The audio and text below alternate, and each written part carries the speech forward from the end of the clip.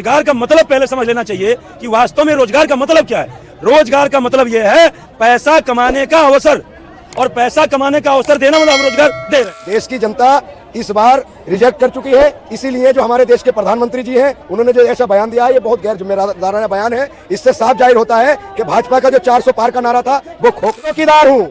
Electoral bond में अब साबित हो गया कि चौकीदार ही, मैं नहीं कह रहा, ये चौकीदार ही, ये जनता की आवाज, और जनता की आवाज सबसे बड़ी आवाज होती है। जब जनता, देखिए प्रधानमंत्री जी मोदी जी को जनता ने ही बनाया था और इस बार जनता ही उनको तो सवाल नहीं पूछूंगा क्या ऐसा भर्ती कर दूंगा 50,000 60,000 की नौकरी पे, सवाल पूछूंगा तुम जिसका भी लोगे रोजगार दूंगा। बताओ ये कौन सा सब्जेक्ट से हो? पहले कार्य नहीं होते थे क्या? इससे पहले डेवलपमेंट नहीं होता था क्या? इससे पहले ये जो रोजगार था इसे आप रोजगार कहेंगे, लेकिन ये एक तरीके से मजदूरी है क्या? लोगों को, जो पढ़े लिखे लोग हैं, मसला ये बात जो 2 करोड़ नौकरियों की बात है, ये तो एक प्राइवेट, ये 22 साल का नौजवान अग्निवीर आप उसको बना दोगे, 22 साल के बाद आप उसको रिटायरमेंट दे दोगे, 22 साल के बाद वो क्या करेगा?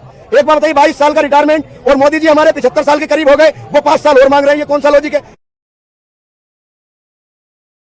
बीजेपी के नेता है वो कह रहे हैं कि मोदी जी के कामों से जनता आनंदित है, खुश है, क्या बोलेंगे इस पर? देखिए, जनता इस देश में, किसान भी जनता है, नौजवान भी जनता है, देश का हर वर्ग, चाहे वो किसी भी समाज का हो, जिस तरीके से विरोध देखने को मिला है हर मुद्दे पर, चाहे वो किसानों वाला हो, चाहे नौकरियों का हो, चाहे पेपर लीक का हो, चाहे अग्निवीर का हो, चाहे पहलवानों का हो, चाहे किसानों का हो, चाहे मणिपुर जलता रहा, बहन बेटियों को नंगा घुमाया हो, ये भी तो देश ही है ना, देश की जनता है। देश की जनता इस बार रिजेक्ट कर चुकी है, इसीलिए जो हमारे देश के प्रधानमंत्री जी हैं उन्होंने जो ऐसा बयान दिया है ये बहुत गैर जिम्मेदाराना बयान है। इससे साफ जाहिर होता है कि भाजपा का जो 400 पार का नारा था वो खोखला है और पहले चरण की हार की बौखलाहट है। क्या बोलेंगे? देखिए भाई साहब ने अभी सही कहा कि जनता किसान भी है, जनता जवान भी है, जनता विद्यार्थी, सारे लोग हैं, लेकिन रह गई बात ये कि जैसे ये लोग राग जो अलाप रहे हैं विपक्षी खेमे के लोग कि मोदी जी ने 2 करोड़ रोजगार देने का वादा किया था और कहाँ गया रोजगार। तो मैं ये कहना चाहता हूँ, कोई एक वीडियो लेकर के दिखाइए, कोई एविडेंस लाइए कि मोदी जी यदि ये बोले हों कि हम हर साल 2 करोड़ सरकारी नौकरी देंगे, तो मैं मानता हूँ कि 2 करोड़ हर साल सरकारी नौकरी नहीं दे पाए मोदी जी, मैं इसको एक्सेप्ट करता हूँ। लेकिन यदि मोदी जी ने यह कहा हो कि 2 करोड़ रोजगार देंगे या 2 करोड़ रोजगार मिलेगा, तो रोजगार का मतलब पहले समझ लेना चाहिए कि वास्तव में रोजगार का मतलब क्या है। रोजगार का मतलब यह है पैसा कमाने का अवसर, और पैसा कमाने का अवसर देना मतलब हम रोजगार दे रहे हैं। मोदी जी ने दिया है अवसर। भाई अभी ये बताइए, 43,000 किलोमीटर जो हाईवे बना, क्या उसमें लोगों को रोजगार का अवसर नहीं मिला? सेंट्रल विस्ता का जो प्रोजेक्ट हुआ, क्या इसमें लोगों को पैसा, बिजनेस से लेकर के मजदूरी से लेकर के सारे काम नहीं मिला? उसके बाद जो शौचालय बना, मानता हूँ 12,000 मिला लोगों को, लेकिन उस 12,000 में काम हुए ना शौचालय? कुछ कहने का मतलब 12,000 सरकार ने दिया, 12 कुछ लोग अपने पैसे लगा लिए, लेकिन उसमें राजमिस्त्री, हेल्पर लेवल लोगों को रोजगार मिला। उसके बाद एक अनगिनत अभी कई सारे मिसाइल भंडार बने हैं। आजकल के जो आम आदमी है उनको जो नॉर्मल प्रोजेक्ट हो याद नहीं है, अजमेर में करीब 3 मिसाइल भंडार बनी है, तो उतने बड़े प्रोजेक्ट में लोगों को रोजगार नहीं मिला। लोगों को क्या बोलेंगे? देखिए, जिस तरीके से भाई साहब ने जो चीज़ें गिनवाई हैं, क्या इससे पहले कार्य नहीं होते थे क्या? इससे पहले डेवलपमेंट नहीं होता था क्या? इससे पहले ये जो रोजगार था इसे आप रोजगार कहेंगे, लेकिन ये एक तरीके से मजदूरी है क्या? लोगों को, जो पढ़े लिखे लोग हैं, मसला ये बात जो 2 करोड़ नौकरियों की बात है, ये तो एक प्राइवेट रोजगार है, ये तो मजदूरी है। आप आके यहाँ बैठ जाओ, जो जहाँ से मजदूर जाते हैं 500-500 600 की दिहाड़ी, वहाँ जाके बैठ जाओ, रोजगार तो वो भी है, लेकिन रोजगार वो था। एक बात बताइए, 22 साल का नौजवान अग्निवीर आप उसको बना दोगे, 22 साल के बाद आप उसको रिटायरमेंट दे दोगे, 22 साल के बाद वो क्या करेगा? एक बात बताइए, 22 साल का रिटायरमेंट और मोदी जी हमारे 75 साल के करीब हो गए, वो 5 साल और मांग रहे हैं, ये कौन सा लॉजिक है? अब दूसरी चीज आ जाती है, जो ये कह रहे हैं कि एक भी एविडेंस दिखा दीजिए। उन्होंने ये कहा था कि भाइयों और बहनों कि प्रति वर्ष हम 2 करोड़ नौकरियां देने का काम करेंगे। नौकरी मतलब परमानेंट होती है। ये आप जो बात कर रहे हैं कि कंस्ट्रक्शन हुआ, रोडों पे लेबर लगी, ये प्राइवेट सेक्टर है, बात प्राइवेट सेक्टर की नहीं हो रही है। मोदी जी ने जिस तरीके से आपके कहे अनुसार जो आप कह रहे हैं सारा देश प्राइवेट सेक्टर है, HCL, भेल, रेलवे, ये यहाँ तक के लाल किला भी प्राइवेट कर दिया। तो एक बात बताइए, जब सारी चीजें प्राइवेट हो जाएंगी तो सरकारी प्रधानमंत्री क्या हमने भाषण देने के लिए चुने हैं? या हमने झुंझुना हिलाने के लिए चुने? हमने प्रधानमंत्री चुना है तो हमारा दायित्व है, हम सवाल भी पूछेंगे और हम 2 करोड़ नौकरियों के लिए ही पूछेंगे। और एक जुमला तो याद होगा आपको, 15 लाख मिला क्या भैया? वही तो आप लोग मिला 15 लाख, 15 लाख वही। अभी आपने बोला नौकरियां, मैंने कहा बताइए कहाँ, ये बोला सरकारी नौकरियां क्या लोग MBA करके कंपनी में मैनेजर है उसको नौकरी नहीं बोलेंगे क्या? यहाँ पे हेल्थ प्रोडक्शन मैनेजर सुपरवाइजर वो क्या नौकरी नहीं है? तो इससे पहले क्या बोलेंगे? देखिए, जब मुझे आज भी वो भाषण याद है, मुझे आज भी अपने उस वक्त के जो भावी प्रधानमंत्री थे और जो अब हमारे प्रधानमंत्री श्री आदरणीय नरेंद्र मोदी जी, उन्होंने ये कहा था कि विदेशों में इतना काला धन है, मेरी जेब में 100 लोगों की पर्ची है, मेरे प्रधानमंत्री बनते ही भाई और बहनों वो सारा काला धन आ जाएगा और 15-20 लाख हर व्यक्ति को यूं ही मुफ्त में मिल जाएंगे। ये उनके आया पैसा आया। एक नारा चला था कि आ गया था। मैं भी चौकीदार हूँ। इलेक्टोरल बॉन्ड में अब साबित हो गया कि चौकीदार ही, मैं नहीं कह रहा, ये चौकीदार ही, ये जनता की आवाज, और जनता की आवाज सबसे बड़ी आवाज होती है। जब जनता, देखिए प्रधानमंत्री जी मोदी जी को जनता ने ही बनाया था और इस बार जनता ही उनको हटा रही है। अच्छे दिन आने वाले हैं और मोदी जी जाने वाले हैं। जुमलों का नाम बता दीजिए कि अच्छे दिन कब आने वाले हैं। बात चली थी भारत में बुलेट ट्रेन चलाने से, बात चली थी 1 सर के बदले 100 सर काट लाने से, बात चली थी न खाले न खिलाने से, बात चली थी 2 करोड़ नौकरी रोजगार देने से, बात चली थी 15 लाख खाते माने से। कहाँ गई वो 15 काले धन की मन की बात? आज पिछले साल से जनता सुन रही सिर्फ रेडियो मन की बात। अब तो लोग बैंकों को लूट के भगौड़े हो रहे हैं और लाखों पढ़े लिखे नौजवान आंखों के सामने पकौड़े हो रहे हैं। जवाब देना पड़ेगा। रोजगार के बारे में ये कहाँ से लेकर कह रहे हैं, अच्छे दिन की बात कर रहे हैं।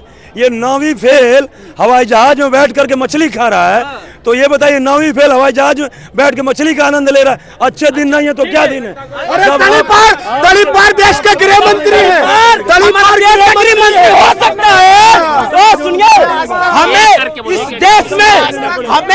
हमें इस देश में सब कुछ दिया संविधान ने, और संविधान हमें एक ही चीज देता है, वो है भारत की नागरिकता। भारत की नागरिकता हमसे कोई हक नहीं छीन सकता। जैसा जानते हैं, जैसा कौन है? अरे चाचा, जैसा कौन है? जैसा को जानते हैं, कौन है वो? अरे भाई, अरे BCCI का पेपर दिए थे, वो आईएएस का पेपर दिए थे, BCCI का सेक्रेटरी है, उनका लड़का BCCI का सेक्रेटरी बनेगा 5 साल के लिए, और हम युवा शहीद होंगे 4 साल के लिए। बताइए, ये 4 साल की हमको अग्निवीर नौकरी देंगे ये, और इनकी जो अमित शाह के बेटे वो 5 साल के लिए BCCI बिना पढ़े लिखे बिना आईएएस के पेपर दिया। अच्छा, मैं गारंटी देता हूँ, अमित शाह जी को। क्या गारंटी देते हैं? हम उनको 6 बॉल में 6 बार आउट करेंगे। हम 6 बॉल में 6 बार आउट करेंगे, गारंटी देता हूँ। बताइए क्वालिफिकेशन क्या है? अरे हमारी क्वालिफिकेशन छोड़िए ना, बार कहते हम बेरोजगार है। आप बताइए, अब मैं रोजगार दूंगा आपके कैमरे पे। बताइए आपकी क्वालिफिकेशन क्या है? बताइए क्वालिफिकेशन क्या है? क्वालिफिकेशन बताइए क्या आपकी, क्या क्वालिफिकेशन है? मैं रोजगार दूंगा। क्या बोलेंगे? क्वालिफिकेशन क्या आपकी? आप मोदी जी से क्वालिफिकेशन बताइए।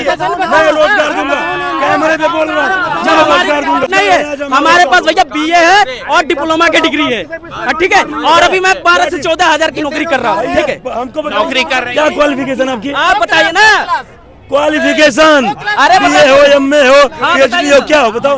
बताइए। BA हो, किस सब्जेक्ट से हो? अरे आप बताए ना। बताओ ना, मैं रोजगार दूं रहा तो सवाल नहीं पूछूंगा क्या? ऐसा भर्ती कर दूं तुमको 50,000 60,000 की नौकरी पे, सवाल पूछूंगा? तुम जिस काबिल लोगे रोजगार दूंगा। बताओ BA कौन सा सब्जेक्ट से हो? हमारा राजनीतिक शास्त्र है। हाँ? राजनीतिक शास्त्र। और 2 सब्जेक्ट और कौन से थे? समाज शास्त्र थे। अच्छा, ये बताओ 69 में कैद है क्या इकाई? क्या कर रहे हैं भाई? क्या अरे बेसिक सवाल पूछ रहा हूँ, बताइए। 18/9 सवाल घुमाइए मत, मेरा चाचा का सवाल है। सुनिए, चाचा ने लंबी 18/9 108। मैंने क्लास 2 का सवाल पूछा, 18/9 162 होता है। मैं कहीं गूगल पे देखने नहीं गया। 18/9 162 और ये 18/9 108 बता रहे हैं, और ये राजनीति शास्त्र से ये BA हैं, और इनको चाहिए कितने? 50,000 की नौकरी। इसी शास्त्र इनको लाखों की नौकरी चाहिए, और इनको 2 का पहाड़ा नहीं याद है। तो बेरोजगारी का राग अलापने वाले ऐसे ही लोग हैं, समझ रहे हैं? बेरोजगारी है कि नहीं है? बेरोजगारी है, लेकिन 2 तरीके की बेरोजगारी है। एक तो काम नहीं करना चाहते, और एक कहीं से डिग्री ले ली है तो चाहते हैं उस डिग्री के आधार पर नौकरी मिले। आप ये जज नहीं करोगे कि कौन कितना पढ़ा लिखा है, कौन किसकी नौकरी करेगा। दूसरी चीज, आपने एक लंबी चौड़ी बात कही थी परिवारवाद पे। आपने कहा था कि नोमी फेल मछली खाता हवाई जहाज में, ठीक है। परिवारवाद पे नहीं बोल रहे। परिवारवाद मैं बता रहा हूँ। अब उस पर आ जाइए। इन्होंने कहा कि एक नोमी फेल उप मुख्यमंत्री बन जाता है और हवाई जहाज में घूम के मछली खाता है, ठीक है, चलो मैं मानता हूँ गलत है। अब दूसरी चीज पे आ जाइए, ये बताइए तड़ीपार क्या होता है, जो बीसी क्या होता है, जो समाज में रहने लायक ना हो उसको तड़ीपार यानी कि बैड कैरेक्टर पुलिस चार्जशीट में लगाती है कि ये व्यक्ति समाज में रहने लायक नहीं है। आज वही व्यक्ति हमारे जो गृह मंत्री है माननीय अमित शाह जी तड़ीपार रहे, आज वो देश के गृह मंत्री हैं। लोकतंत्र की मर्यादा का अमित शाह को जनता ने चुना है, जनता ने चुना है अमित शाह को, लाखों से जीता है, लाखों करोड़ जीते हैं। सुनिए अमित शाह जी को जनता ने चुना है ना, चलो अमित उनके बेटे जैसा को किस क्वालिटी पर उन्हें बीसीसीआई का सेक्रेटरी बनाया। यार आपके चैनल पे लोग अनपढ़ लोग आके कहते हैं सरकारी नौकरी चाहिए, नौकरी क्वालिफिकेशन है नहीं, नकली डिग्रियां इनके पास होती हैं। बदनाम चाहिए जिसको नौकरी चाहिए। मेरे घर के पास रहते हैं बच्चे, कोई गुड़गांव जाता है, कोई नोएडा जाता है, 30-30 लाख का पैकेज लेते हैं वो लोग। जिनके पास कोई हुनर है, क्वालिफिकेशन है, वो बेटे उनको कंपनियां घर से बुलाती हैं। आप लोग नकली डिग्रियां लेके टीवी पे आके झूठा प्रचार करते हो। अभी आपसे इन्होंने क्वेश्चन किया, आपने जवाब क्या बोलेंगे, बोलिए। देखिए चलो अमित शाह जी को तो जनता ने चुना है, लेकिन बीसीसीआई का सेक्रेटरी जय शाह जी को किस काबिलियत पर बनाया, उन्हें किसने चुना, ये जवाब दे दे। हाँ, पढ़ाई लिखाई एजुकेशन जय शाह के बारे में मैं जय शाह के बारे में बोल रहा हूँ। पढ़ाई एक चाचा देखिए पढ़ाई लिखाई क्वालिफिकेशन, अरे यार चुप रहो चाचा। पढ़ाई लिखाई क्वालिफिकेशन मैं ये पूछ रहा हूँ, राहुल गांधी ने कांग्रेस के लिए क्या संघर्ष किया, उनको डायरेक्टर राष्ट्रीय उनको राष्ट्रीय अध्यक्ष बना दिया गया। बताइए क्या क्या संघर्ष है, राष्ट्रीय अध्यक्ष बना दिया गया। हम परिवारवाद की बात सुनिए। अच्छा जवाब सुनिए, जवाब आप बोलते बहुत है, जवाब नहीं।